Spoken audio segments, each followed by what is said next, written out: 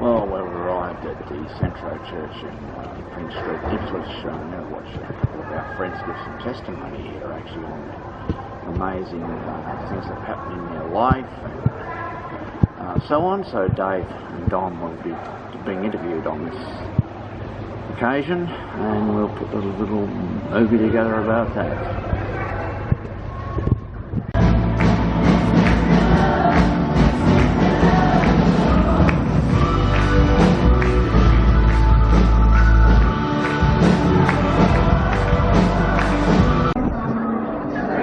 Sort of a meet and greet thing every little bit.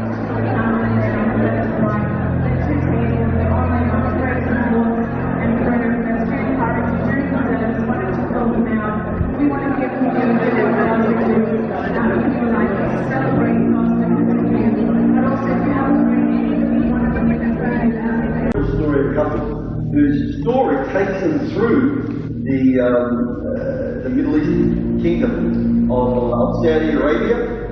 Takes you from the Philippines to there, to England, to Australia, through an amazing story, of course, through some great, exciting times, and through some very difficult times. And we're going to hear about those difficult times tonight, and laugh at them and cry with them. We love them. How many in the room here tonight love Dave and Dom more than anything? What do you like when they come tonight, eh? Dave and Dom!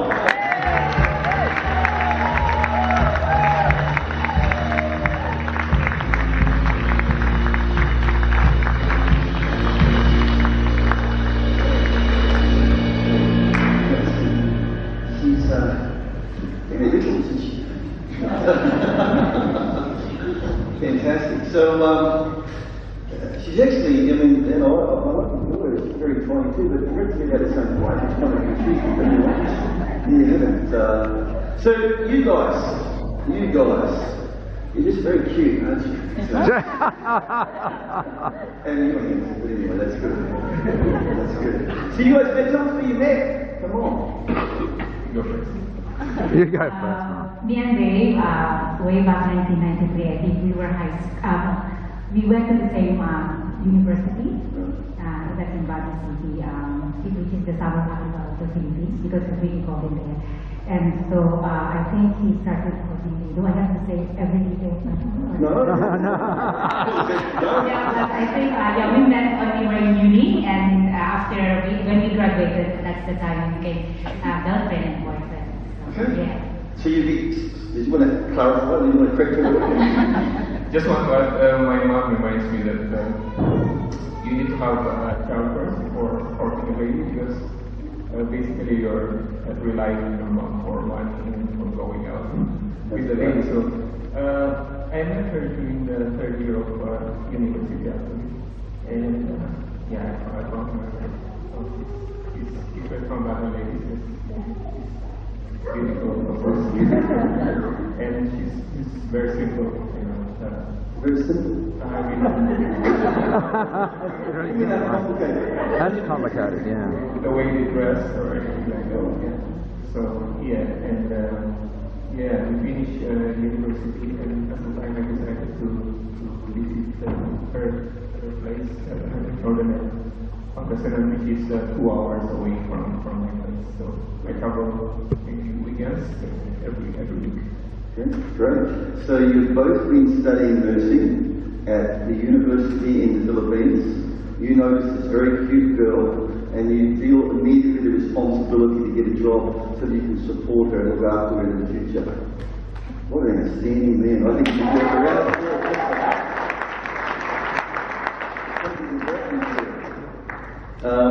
So you graduate from university, you're both nurses, and so you're going to get a job.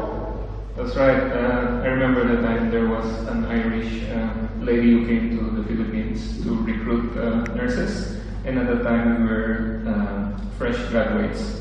So a lot of Filipino nurses go to Saudi Arabia or in the Middle East as a stepping stone for experience, because back home,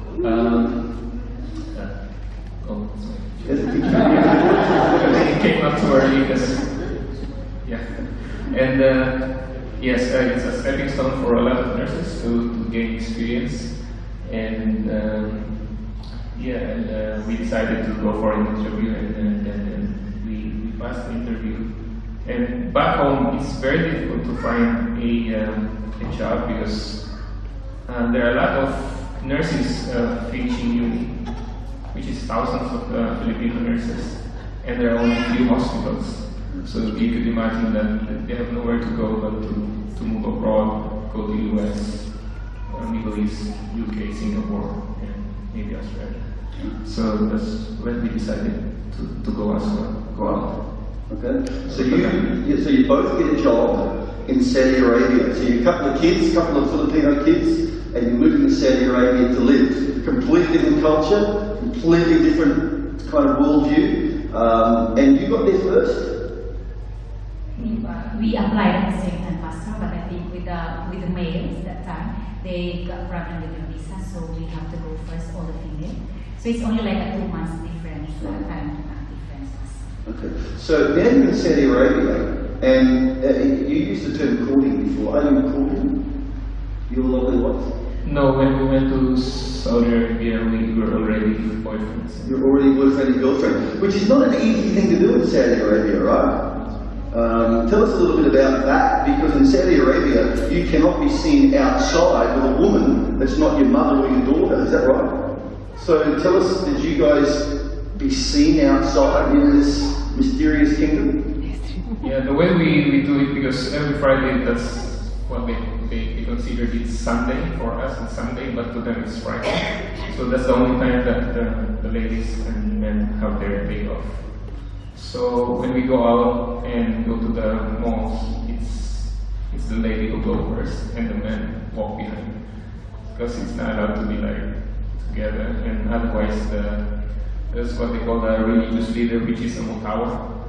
They will whip the lady or maybe send the lady to jail. Yeah. So sometimes you risk going to jail if you walk beside him. Yes, Pastor. But I think if you are with a couple who are married, Pastor, you are allowed to be together, even in public places, as long as you are with a couple who are married, Pastor. yeah. He proposed to me when we nearly finished the 2 years contract with time, Pastor, because we are like planning to go for a holiday in the Philippines after we finish our contract. So before we finished the first contract, then he decided to propose, and then after 2 years we went back to the Philippines, and that's the time we got married, 1997. 1997. You got married. What are you looking at? So that's the wedding form. I'm wearing a barong Tagalog, which is the national costume for ladies. It's always wearing just an ordinary wedding dress. Lovely. Okay, so you get married back in the Philippines. Yes. But life for you is still in Saudi Arabia. You get another contract because you go back to Saudi Arabia. So after the wedding, we went back to Saudi Arabia, Pastor. So we still like working in the same hospital, and then, but that time we're still living like in the accommodation provided by the hospital. But then since we are married already, so we decided like to get a waraka. A waraka is like it's a marriage certificate, but it's converted to like Arabic. So every time we go out and we have this waraka, then they're not going to. That's the paper that you need to show to the religious leader when they ask you to apply. In applying this certificate, I saw a large group of people in the city center. I was inside the taxi at the time, and then I asked the taxi driver, "Oh, what's going on in there?" And then he told me, "Oh, there's beheading." That's where they conduct the death penalty, which is in the city center, because they want the people to know that what this man has done is very very bad. So the people will be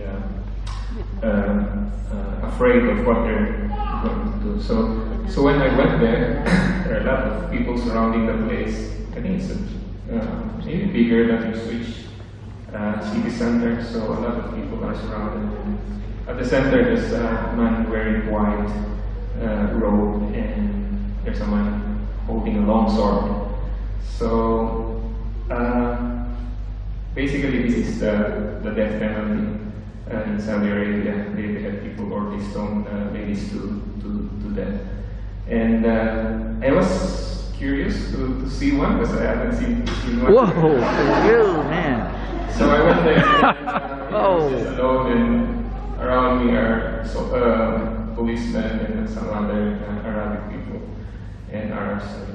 And yeah, they conducted a procedure, and shall I give the details? No,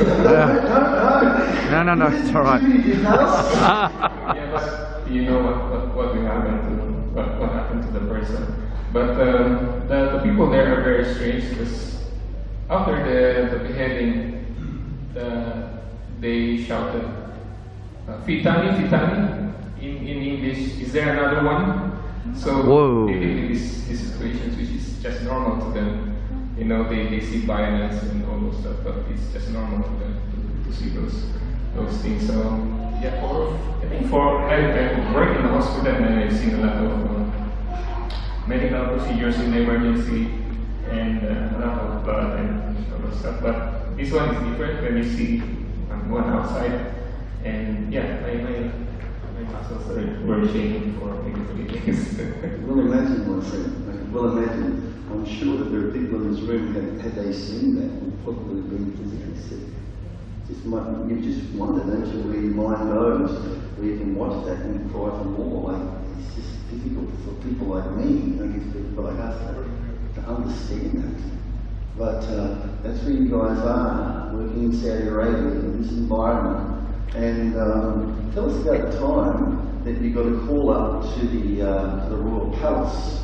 Now, King Abdullah, the king of Saudi Arabia, King Abdullah, some of you may have heard of him. And of course, he's not there now, he's current prince. The current prince, of course, is considered quite a nefarious character, who's currently the ruler.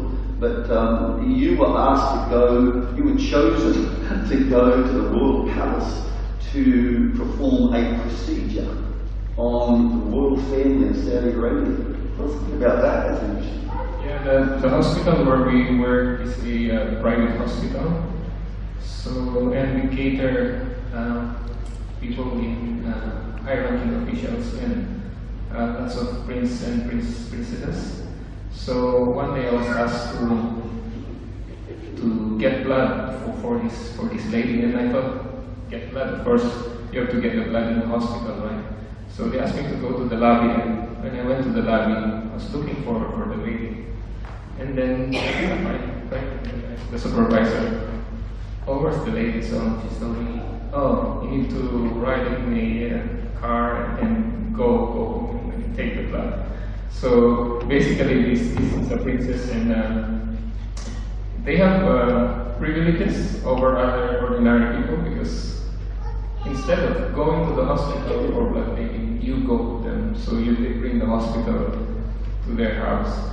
So when I went there, and then there's a driver waiting for me outside, and I thought it's just an ordinary car that's going to pick me going to. I didn't actually know that she's a princess, but just a high-ranking, lady. And yeah, the car is waiting there, and it's my first time to see a Rolls Royce in Europe. So that's the car that picked me up just to take blood. So yeah, I went there, and yeah, you'll be amazed how the lifestyle that they have in the palace or the mansion. Lots of cars, of course, and lots of cars piled up. You can mention any sports car that you could imagine, Lamborghini and all the stuff there. A lot of there's a mini zoo, and yeah. The mini zoo, they have their own zoo. They have their own zoo. As you do. Yeah. So yeah, it's glamorous to be in that situation where you can meet people, but it's also dangerous because they're royal family. Once you make a mistake, they can put you to jail or bring you back home, just not finishing your contract. So yeah, I did my and it's when they get admitted to the hospital, they actually close the whole ward. So it's just a priest, so that's not with other patients. So there to there they will line up flowers. That's very pleasing to you. So you come into the end of your contract in Saudi Arabia. You're married. There's no children, is there? Are you pregnant yet? So after a year of being married, Pastor, I got pregnant. But since it's like we are the pioneer of that hospital, it's a new hospital, Pastor. So we are not allowed to get pregnant. Not allowed to get pregnant? Yeah, we are not allowed to get pregnant. I think that time I'm nearly on my 30s. So I have to, yeah. So it's like I think after 5 months, no, when I was pregnant and when I was 5 months pregnant, I have to go home, Pastor, because it's already like obvious already. So I have to show already. So they know you've been looking. Yeah. So I have to go she's back gotten to pregnant. Okay, that's what I mean. She's gotten pregnant. Yeah. You go. So I have to go back to the Philippines, Pastor, and that's when I gave birth to Dina in the Philippines, Pastor. Right. Dina was conceived in Saudi Arabia. So you're now back in the Philippines. Yeah, but And you're giving birth to your first child. And where's your husband? oh, he has he needs to stay first and finish his contract in Saudi. Right. Okay. So did you break the contract?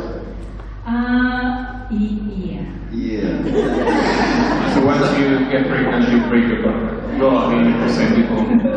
So they don't put you in jail with you for that, they just send you home. No, Pastor. I have to just go back home. Yeah. So now you have a child and a wife back in the Philippines, and you're living in Saudi Arabia, finishing your contract. You missed the birth of your child. Yes. Right. So in conclusion of your contract, you go back to the Philippines? Yes? Yes.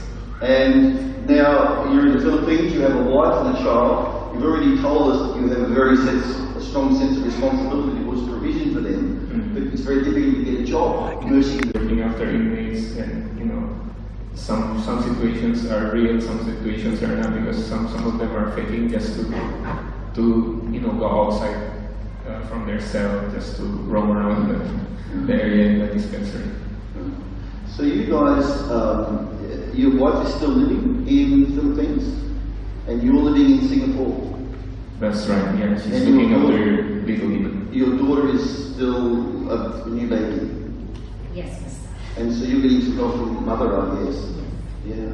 And so, did you move to Singapore? Do you move back to the Philippines? How do you get back together now as a nuclear family? Actually, after my first year in Singapore, I brought them for holiday for a month in Singapore, and then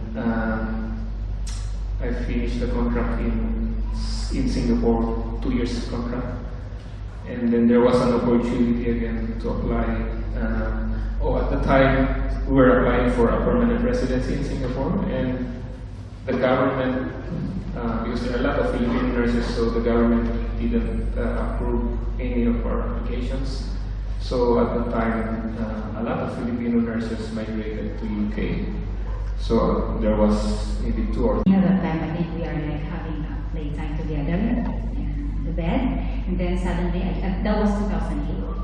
So I suddenly felt like a nodule on my left breast, and so but that time I just ignore it. I'm hard-headed that time. For the 5 years that I've been in UK, I never see a GP pastor. So I just ignore it. So.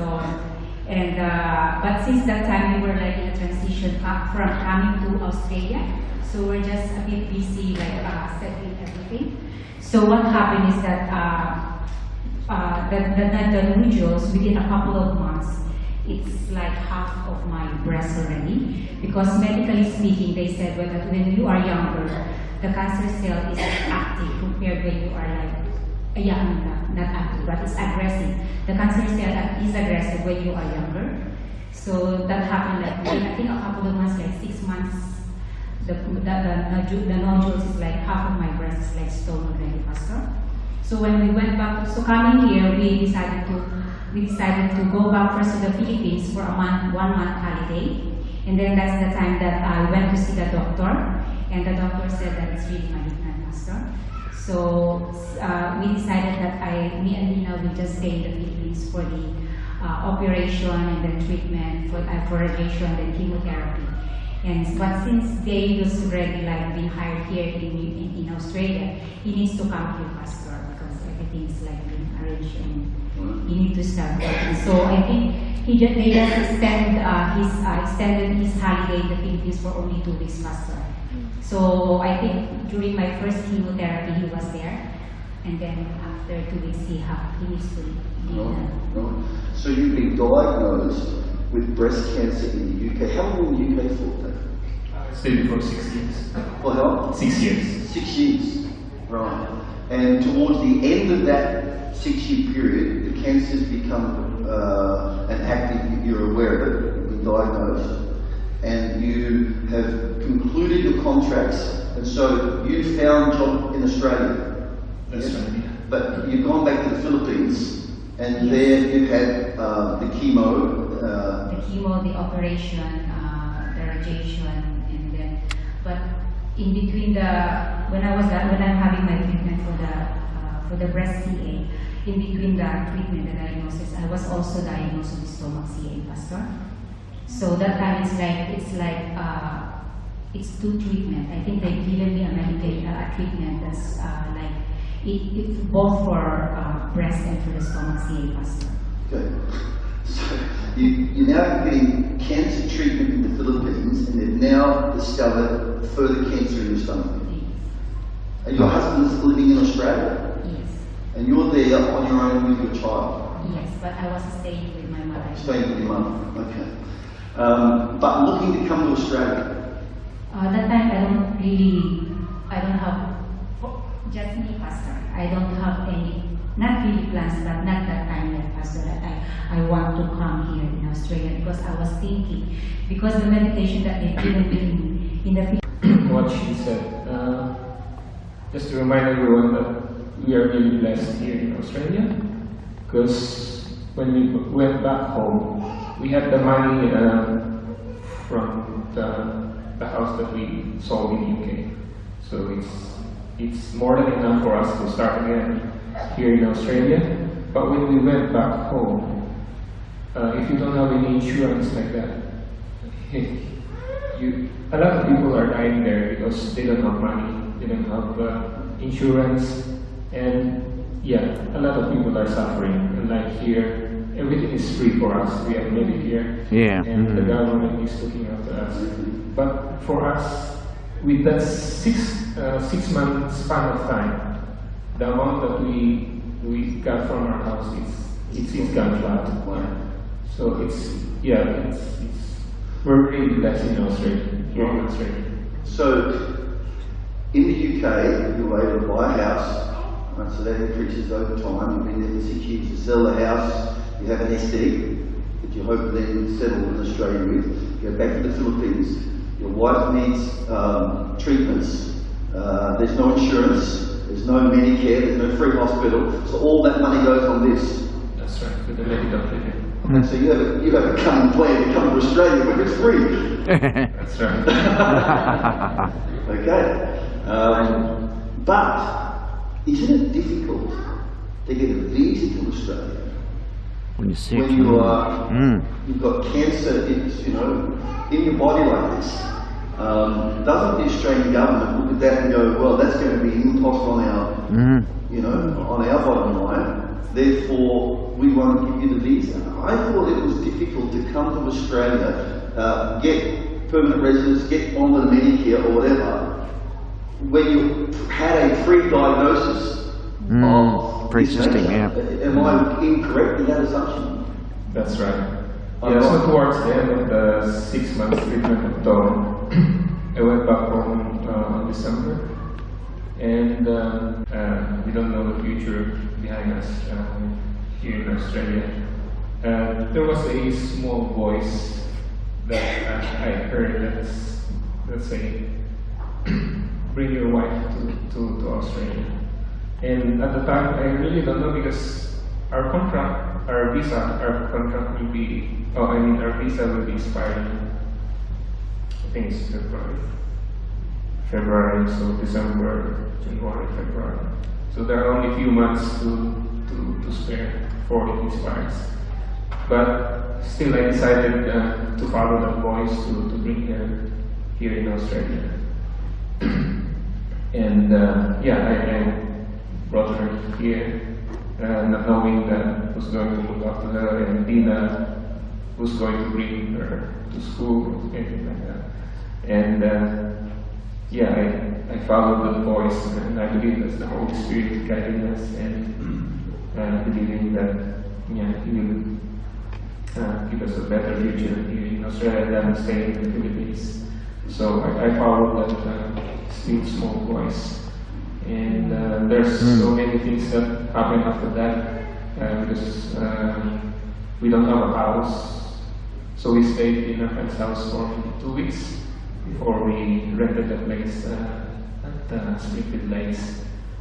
And during that time we are also applying for a car loan, because traveling from Springfield to Ipswich it will take maybe 25 minutes to travel, and the manager said, "Oh, your car loan has been approved." So exactly on the day I was able to go to work without any problems taking the bus.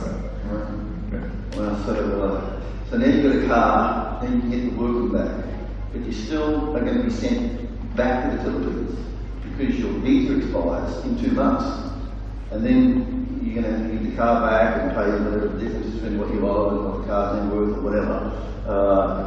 This is quite a crisis that's starting to develop, really. Donna, you had treatment in Australia. Have you had any treatment in Australia?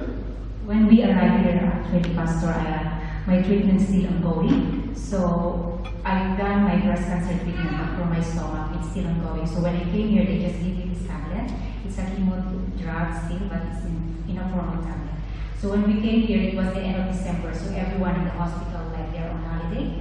So we just waited. We went to the GP. We waited for the hospital to just give us a call. So I think it was the second week of January when the Royal Brisbane Hospital gave us a call that we are going to see the oncologist. And when we went to see that oncologist, and that's the time it's like, I had to do the operation for the stomach. So it was February when they removed 75% of my stomach. And during that time also, and one thing more is like, before I had that, and that same day, the consultant who did the operation for my stomach said that how he was looking at me, and then he just said, "I don't know what happened, Dawn, but there's no cancer in your stomach." So I just had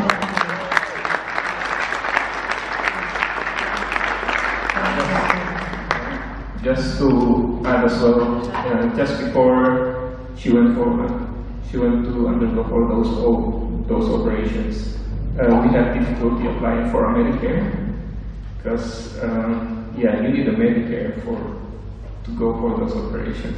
So at that time she doesn't have a Medicare when she arrived December. And the first time we applied, I think it was the Ipswich branch. And when we went there, they can see that she's really a liability to the system. She will be having a lot of procedures, treatment, and all those hospital visits. So the first time it was not really approved to Medicare. And at the time again, there's the small post that I was talking about, to saying go to another branch. So that's what we did. We went to another branch. So we went to So there's a branch there, and I was seated there, and I thought, oh, this one going to be approved because they can see the situation of Dawn. But eventually, the Holy Spirit can approve, so that she can go for all those operations. Right now, Pastor, I had breast and then it went to the bone, 2012, but then 2017 it went to the liver. So last year, 2017, I had a chemotherapy for 2 months, and it works. The treatment works. So I was like on remission for. And when I had the breast, The breast is a bit difficult. It's back in the Philippines because they've given me like 3 kinds of medications at the same time, so it's a bit hard. But when I had the chemotherapy here in Australia, for my bone, it's like it's not really difficult. Maybe I will have chemo today, then tomorrow I'll be fine. I'm still bringing Dina in the school. I'm still doing like the same routine in the house, cooking, cleaning the house. And yeah, God is good because He's given me the strength day by day when I had the chemo, like 2013.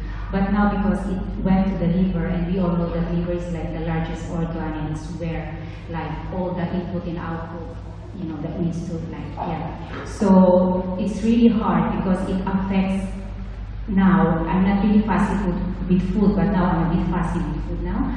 Yeah, because I really need to find food that really that I really like, that it won't come out. I'm exactly the same. I've got a quite different one I really like. Yeah, so and it's really different when it's in the liver now, Pastor. It's a bit different. I need a tissue now, Pastor. No, but I had also my days, Pastor. I had also like, when I was diagnosed with liver cancer, like, it's like I'm just an ordinary, like a patient also that's, the time also came in me that I just like to be by myself. I don't like to be with people or like, maybe just with the close friends that I have. I'd like also in my mind, like I'd like also like just to withdraw and not do things, a lot of things. But for me, I don't know, but because when I became a Christian, the first thing that always stuck in my heart when I became a Christian is just to focus on Jesus. Do not focus on the people around you. Do not focus on the circumstances. You just have to focus on Jesus. So that's what really keeps me going and inspiring me.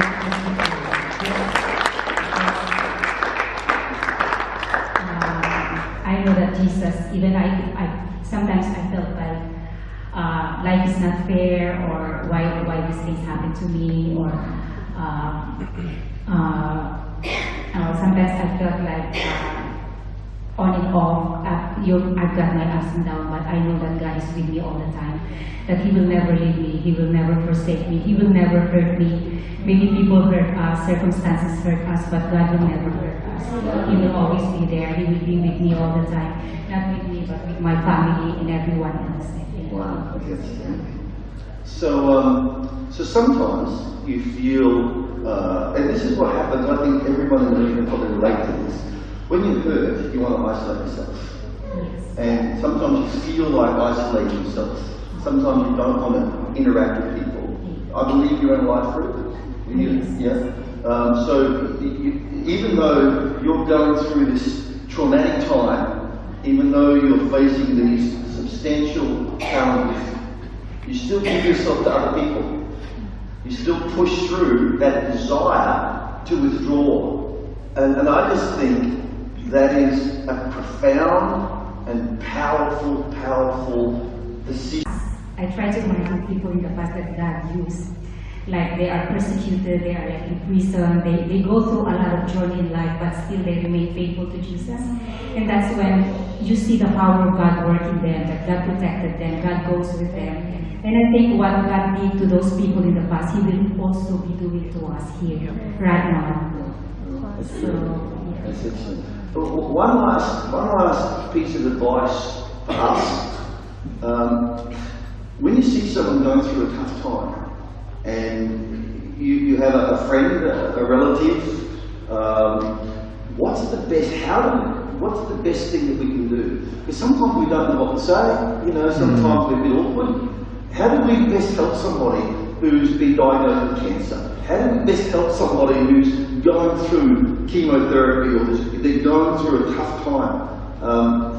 Speaking from somebody who's going through that, what's the best thing that someone like me can do to help someone in that situation? I think at first, listening is a good thing. I think they is already. Listen a lot. Yeah, listen a lot to me. Yeah, but I think the first thing is you just listen, because especially when you are in pain. When I'm in pain, I love to talk to them. Just keep repeating and repeating.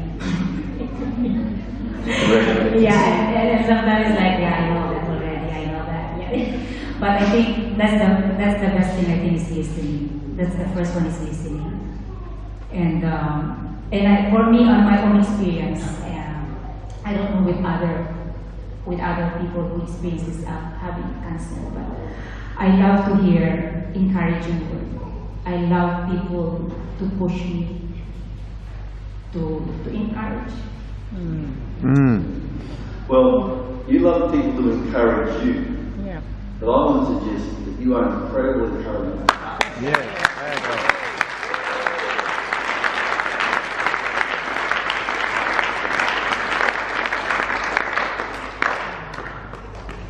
You know, you see some people and they go through rough times, and we all go through rough times, and you know, some people come out the other side and all they do is talk about their rough time and how unfair it is and how bad it is, and there's no room in their world for anything else but their own disaster. And then you've got people like you, and people like you affect people like you affect the world. Because you can always, I believe that the height of your influence is always inverse to the depth of your experience and the manner under which that you come through. And, you know, we're finishing our series tonight on the giants that walk among us, and I just want to say, you guys are giants. Yes, give them a hand.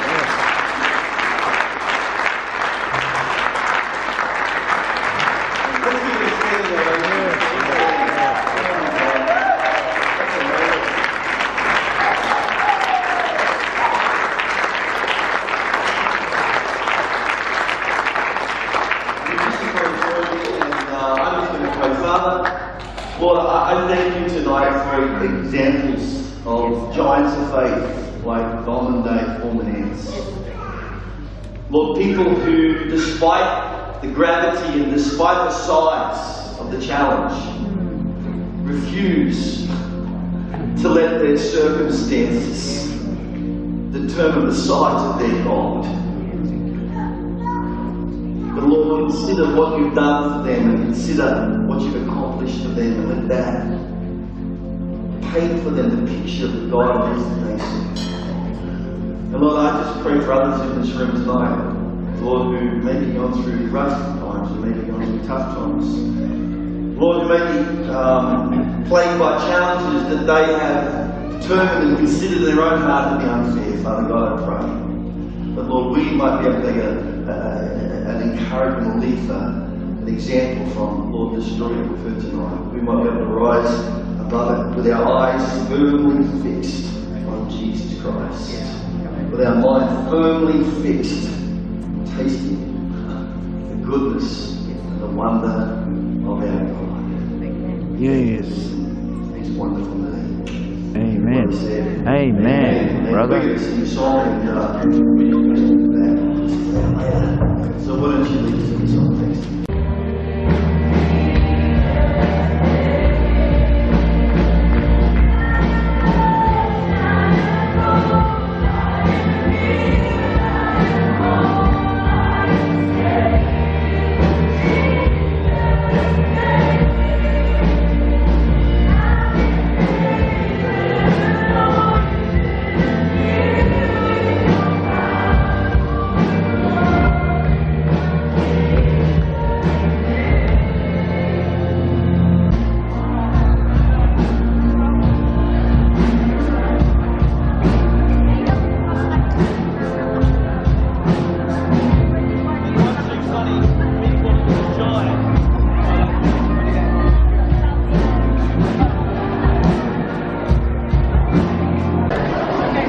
So we're just going to take a couple of photos now and conclude this.